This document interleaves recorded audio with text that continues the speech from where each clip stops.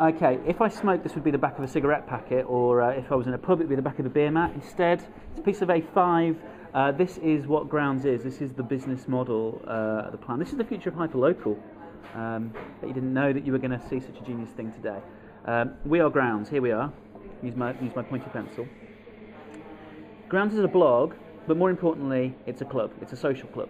We're judging our success on the number of people who contribute to the blog and to the club and to the network, rather than people who read it and the other outcomes that come from that. Because it's a club, we're going to have some way of showing people our members, and badges are going to be a key part of that. We've given out virtual badges. I'm going to get some real badges printed out. The first ones will be the Newshound badges, which show that you are a contributor, and that will give you special access to some special things that we're going to do, which I'll come on to in a second. Essentially, we're a freemium model, and the thing that gets you the premium service isn't money, it's actually contributing. So the Newshound badge is going to be very, very valuable. We're also going to have pub crawl badges to show you've been on our pub crawl. More of that later as well.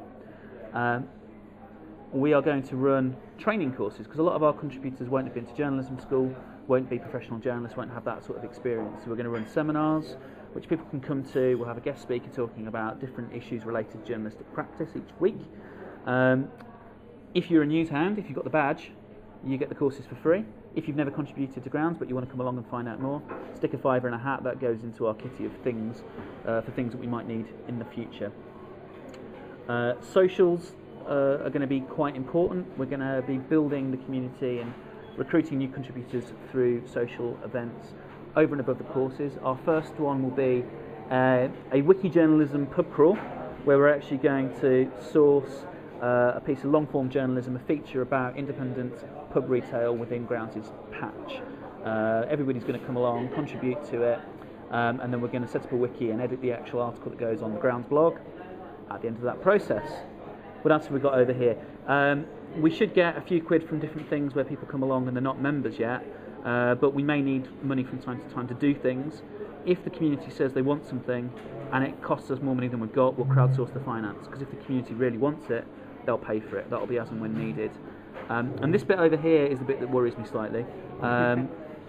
We may actually have to think about, what's the word?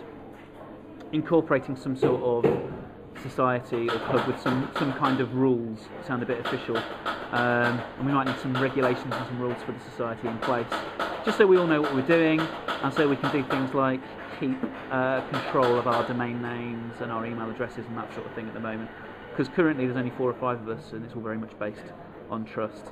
So that's Grounds. It won't make money, but what it will do is it will get people engaged with the idea of being journalists. It will train people up, it will build capability and capacity, and hopefully people can go off and do other projects alongside Grounds and maybe even be full-time journalists as well.